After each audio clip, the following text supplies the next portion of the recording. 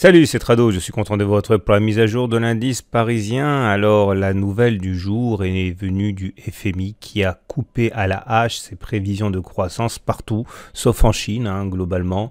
Mais il apparaît que la croissance qui était prévue il y a encore peu ne sera pas atteinte et cela a clairement refroidi, congelé même les investisseurs qui ont à l'unisson commencé à prendre peur et cela se voit à cette bougie sur laquelle on reviendra un petit peu plus tard. Mais en tout cas, d'un point de vue purement chartiste, à mesure que qu'on s'avançait vers cette résistance forte des 5500, 5550 que tous les analystes techniques ont sur leur graphique, eh bien, on a senti que c'était poussif et même s'il manquait un détonateur pour initier des dégagements de prudence, puisque n'oubliez pas que les résultats d'entreprise, les résultats trimestriels commencent vendredi aux États-Unis et il nous fallait un prétexte. Le prétexte a été facilement trouvé avec cette mise en garde du FMI.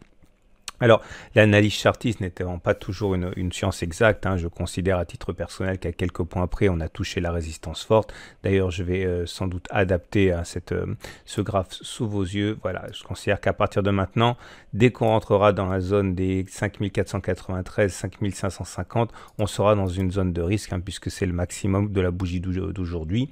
Et nous avons plusieurs choses à prendre en considération. La première des choses à prendre en considération, c'est que nous sommes venus tutoyer et ronger le gap que nous avions ici. Il y avait un gap entre 5433 et 5447 qui avait déjà été consommé un petit peu sur la séance du jeudi 4 avril.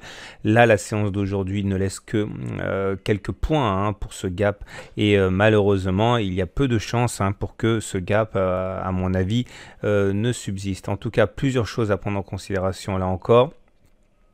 Le support faible, et dans support faible il y a faible, et lui aussi était entamé et comme on peut le voir, on termine sur une bougie très négative puisque vous avez une longue mèche haute qui montre que ça a été la débandade et pas de mèche basse qui montre qu'on a clôturé sur les plus bas. Il y avait déjà une mise en garde, souvenez-vous, c'était la combinaison de chandeliers japonais de lundi, c'était un sommet en pince, je vous avais expliqué ça dans la vidéo d'hier. Je pense que ce qui se passe aujourd'hui est une alerte extrêmement sérieuse. Ça ne veut pas dire pour autant que c'est le début d'un cycle baissier, mais je ne vous cacherai pas qu'à titre personnel, je suis entré baissier, je vous indiquerai où est mon objectif.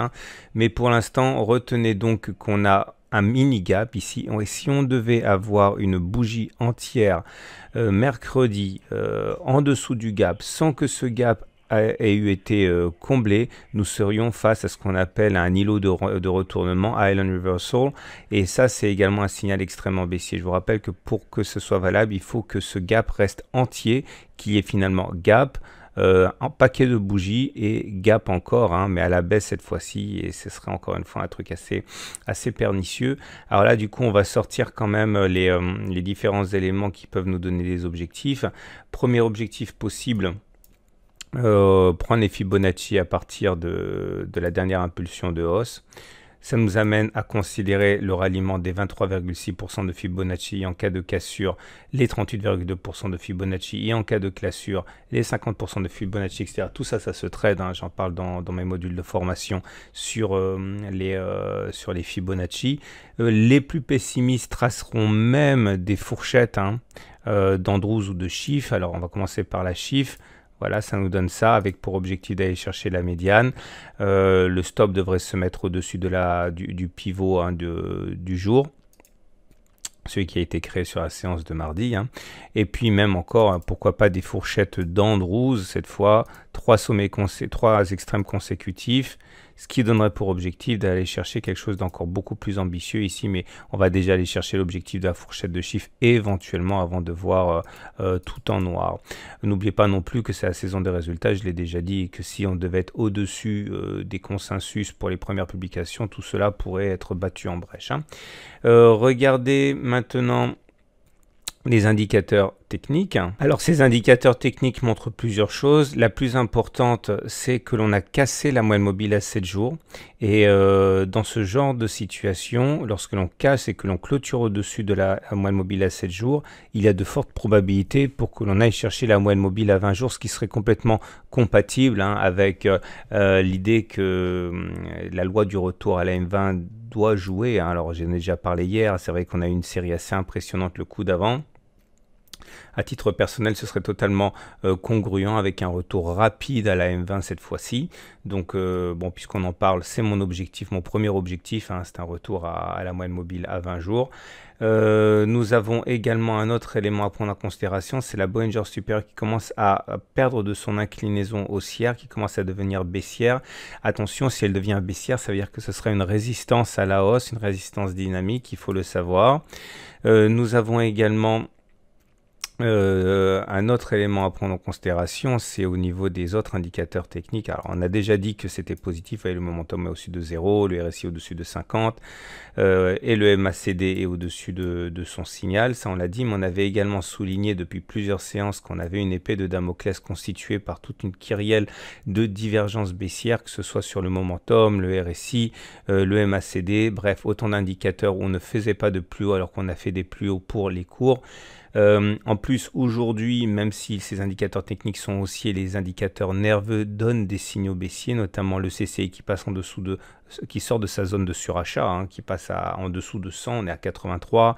On a également le stochastique qui croît son signal, et on a des éléments comme ça le RSI qui passe en dessous de sa zone de survente aussi, de surachat, pardon. Bref, tout ça militait pour moi dans le sens d'un trade baissier, d'un swing baissier. Hein. Encore une fois, je ne parle que des swings en données journalières hein, sur cette vidéo, je ne parle pas de l'intraday.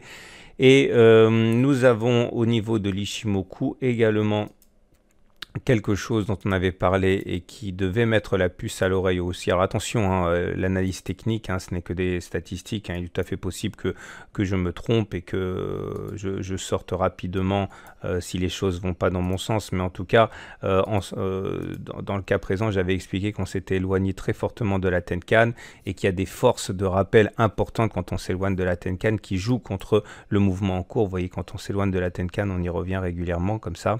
Et là, on s'en était éloigné déjà beaucoup, alors même qu'on avait déjà une croissance très très forte auparavant. Bref, tout ça milite pour un retour à la fois sur la Tenkan, sur la M20, etc. etc. Voilà ce qu'on pouvait dire.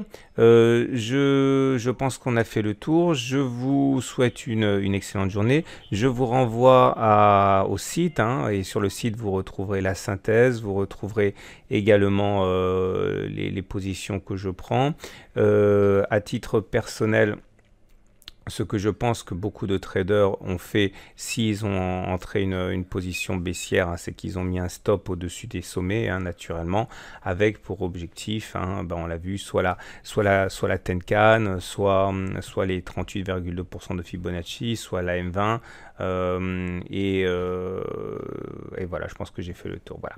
Je vous souhaite une excellente journée, je vous dis à demain pour la mise à jour.